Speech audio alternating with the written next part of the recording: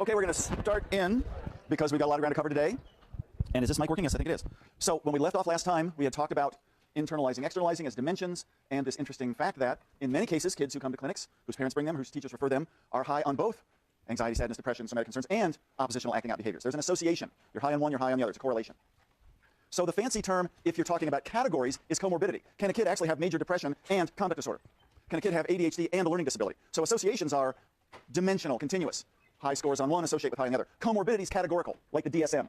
If you've got this condition, can you have another? So what's the definition of comorbidity? A single person has two or more independent disorders at the same time. So back to medicine, can I have coronary artery disease and a pulmonary dysfunction? Comorbidity from the Greek, two diseases, two illnesses. And notice the definition says two independent illnesses. We're assuming that it's kind of different to have coronary artery disease and a pulmonary condition. It would be two different things if you had both depression and ADHD. So if they're really comorbid, how often should they go together? So this is back to statistics 1 probability theory. What are the odds of getting 3 heads in a row? A half times a half times a half an eighth. Let's say under very liberal definitions, ADHD occurs in 10% of the population of kids. And under other very liberal definitions, learning disabilities occur in 10% of kids. But they're independent. What should the comorbidity be? What's 10% of 10%? What's 0.10 times 10? 0.01. Should happen 1% of the time that you get a kid with both, if they're really independent. What's the actual comorbidity between ADHD and learning disorders? 25 to 30%. It's 25 to 30 times more likely in the real world that these conditions go together than you'd expect if they were truly comorbid, if they were truly independent, just happening to go together. So that's a signal that something's going on. What's going on?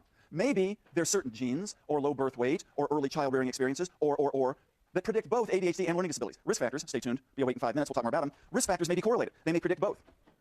Maybe, stay awake a little bit longer, there's a spiral, there's a transaction. Early risk factors produce both over time. If you've really got two different disorders, it's probably going to be harder to treat, because if they're independent, you've got to have treatment A for one and treatment B for two. Or maybe there's something wrong with the DSM. There's something wrong with saying this group of kids has ADHD, and there's this other disorder on a different page. That group of kids has learning disabilities, and they're different, they're independent. Maybe actually the way we classify, especially categorically, is lumping together conditions that are very broad and heterogeneous. No wonder there's comorbidity. Maybe just the way we define it, there's a lot of kids with ADHD who really are prone to having learning disabilities.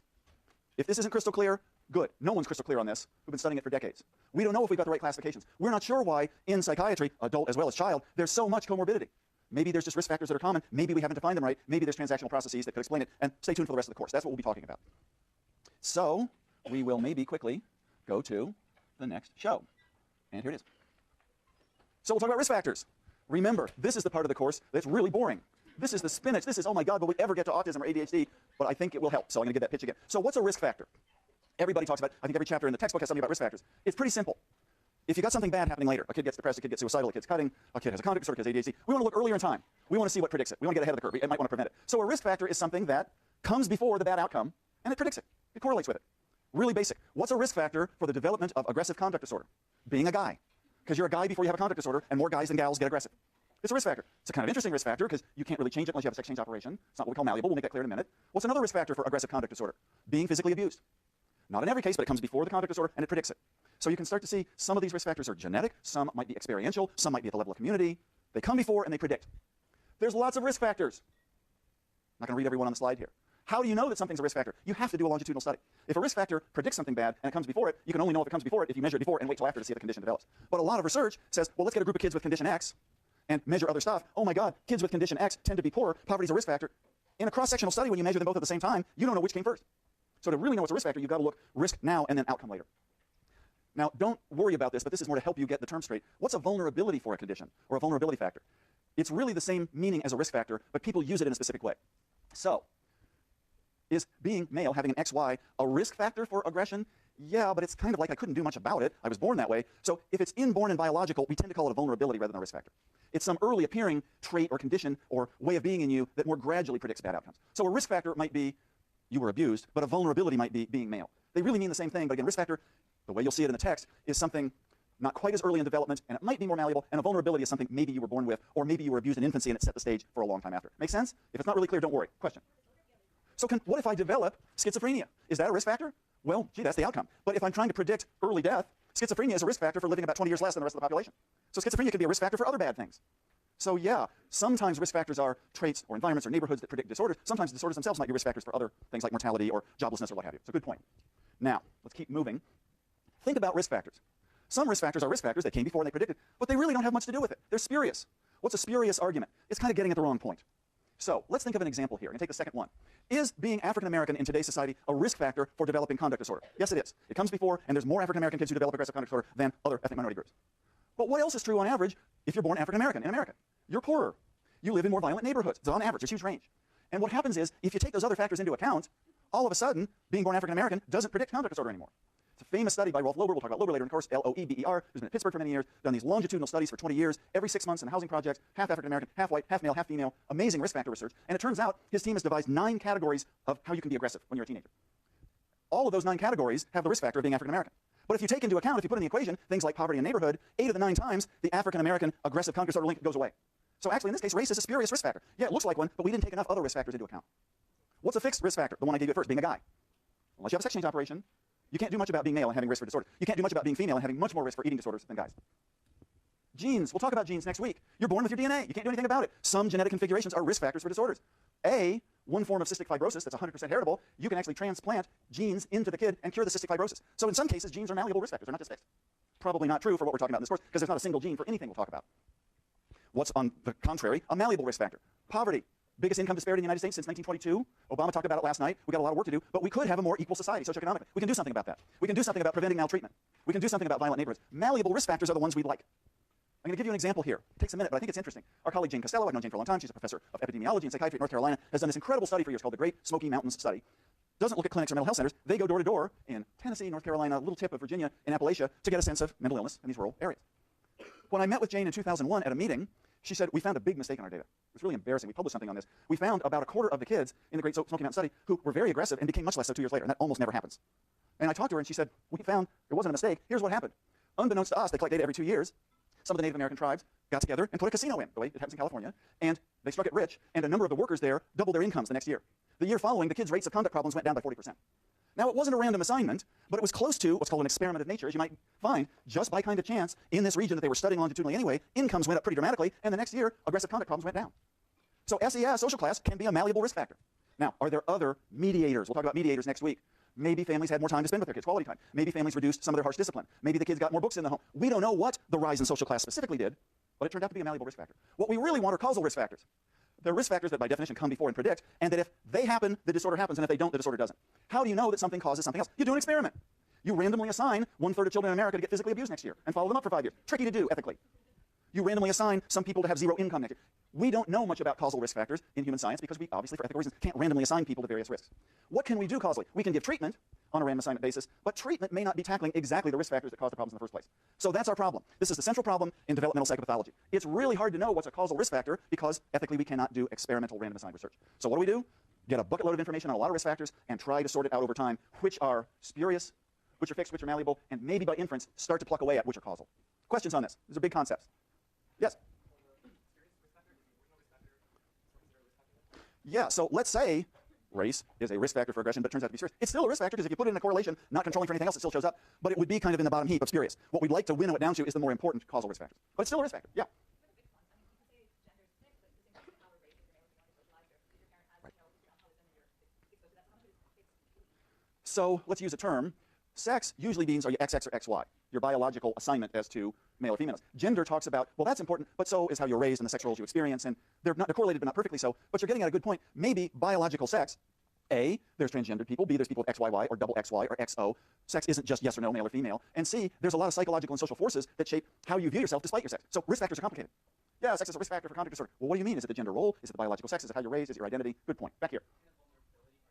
Can a vulnerability turn into a risk factor? Probably, but most people don't think of it that way, just to be clear. The vulnerabilities, biological sex, early abuse. The risk factor is born into poverty. Well, but if you're born into poverty and you live that way your whole life, is it a vulnerability or risk factor? It's both. Don't let yourself get too confused. Most people talk about vulnerabilities as more biological, infancy. Risk factors is stuff that occurs later, but the definition's otherwise the same. Okay? Anybody else? Okay, we're going to move ahead. We just talked about this. It's really hard to get at causal risk factors in our field because we can't do experiments. Now, let's pursue this point. We want to know risk factors for depression or bipolar disorder or autism. This is what the name of the game is. But all we've got really is correlational research. And what's true of a correlation? A is correlated with B. Does A cause B? Maybe B actually caused A. It's called the directionality confound. Or maybe C caused both A and B, the third variable problem. Famous example, I learned this a long time ago as a postdoc, and it's true. Epidemiologic study in Sweden back in the 80s, and there was a very strong correlation in many towns in Sweden between the number of storks in the town and the number of births. The storks brought the babies. Correlation implied causation. Probably not, but it was an actual correlation. Anybody have an explanation? Think about it. Why would storks be correlated with the birth rate in these towns? Yeah?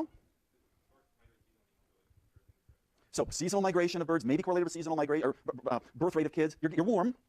Anybody else? Yeah?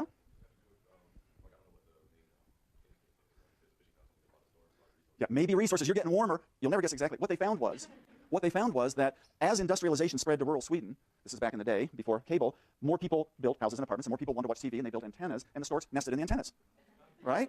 So the actual causal variable was industrialization, productivity, birth rate, producing antennas, producing storks. Spurious correlation. You can get fooled by this a lot in developmental psychopathology. Now, what's our problem, really? This will become apparent in about 3.5 weeks when we go from ADHD and start to talk about kids who are pretty aggressive, oppositional, defiant, conduct disorder, and we're going to talk about risk factors. Here's the risk factors. Actually, this is a very brief list of risk factors for aggressive behavior. Are you a guy? Are you poor? Is your mom young, especially below 19 when you're born? That's the strongest risk factor for antisocial behavior we know of. Age of mother. Probably stands for a lot of other things, right? Is your dad in jail antisocial? Did your parents have marital discord if they were together? Were you insecurely attached when you were? I'm not going to read them all. Which is the important risk factor? What are the risk factors that go together? In our field, lots of things are correlated with aggression or depression or autism, but we can't do experiments, so we've got a mass of risk factors, and our job is to sort out which, of course, the malleable ones we could intervene with, which might actually be causal, which are not just spurious. This is our task in this course and in our field. Michael Rudder, one of the geniuses of the field, child psychiatrist in England, still going strong, nearly 80, did work 30 years ago, 40 years ago to say, let's say, and this is in inner city London or on the Isle of Wight, that Paul McCartney made famous in When I'm 64, right? Little island off the coast of England, they studied every birth there for a couple of years. They categorized risk factors, like the ones up there. What if a kid had one risk factor? Almost no greater chances of having depression or conduct disorder than zero. But what if you had two? What if you had three? Risk factors multiply. They don't just add. It's the combination of being born at low birth weight and having a family that didn't want you and poverty and a violent neighborhood. These things tend to multiply. So risk factors accumulate, and they might actually cascade. Think of the waterfall cascading down in multiple levels. One risk factor may propel another that propels three more. So it's not just a linear process, is it? Hard to capture in a boring chapter, hard to capture in the statistics we use, but in real life, these things are much more dynamic. Okay, bad stuff is what we talk about in this course. What about good stuff? Can we do something to mitigate risk? Can we do something to lift up kids born into poverty, born of parents with serious mental illness, born into ... all the risk factors we could talk about, and protect them? So a protective factor by definition, this gets controversial, but we're going to stick with this story for now. A protective factor comes after a risk factor. And if you've got the risk, but the protection comes in, the protection nullifies the risk. Now, there might be different category of protective factors that would benefit everybody despite risk. Fluoride in the water supply. We'll talk about that at the very end of the course, universal prevention. Doesn't matter if you're born with a predisposition to tooth decay or not, fluorides prevent it. But in the field of developmental psychopathology, you would say fluoride would only be protective if you're already showing risk for tooth decay. So, what's resilience, the term that everybody's using now? Resilience is defined as the process of how protective factors interact with risk factors to reduce the risk. Is it true that tutoring and mentoring for kids without a dad, is it true that the right kinds of attachment-based therapies for kids who've been abused or neglected can erase that risk and vulnerability and get the kids on a better path? If so, that whole process is called resilience. It's the act of overcoming the odds. If you've got a risk factor, by definition, you've got a bigger chance of a bad outcome. That's what a risk factor is. It comes before and it predicts bad stuff. So the protective factor would say, no, it's not 1 in 2 that you're going to develop a disorder. It's now down to 1 in 10. The protection lowers the risk. Does that make sense? We're going to talk about these terms a lot in the course. What are the protective factors that might incur resilience? Well, maybe if you are kind of born coming out the chute, pretty easygoing, that's kind of protective. Really difficult infants get parents upset. Really easy ones who hang out pretty cash in the crib, make it easier. What if you're smart? In some studies, being smart is a protective factor, but not all. Having a sense of humor in other studies. Maybe you can get a different spin on life. So, but those would be inside you. Other protective factors have to do with maybe one parent's good bonding to you nullifies the effects of the other parent's not so good bonding to you. Relationships outside the home, a mentor, a teacher. Many studies show that relationships may be the protective factors. Maybe it's your neighborhood. Maybe it's if you live in poverty in general, but you're in a neighborhood that patches up broken windows and has some protection for walking the streets at night. That might protect you from a lot of difficult outcomes. And Mastin, my colleague at Minnesota, I was an intern with years ago down at UCLA, wrote a big article called Ordinary Magic. Protective factors aren't magical stuff that therapists deliver. There's a sense of humor, it's a supportive neighborhood, it's a mentor. It's ordinary processes that might make a real difference. So here is a somewhat fuzzy graphic.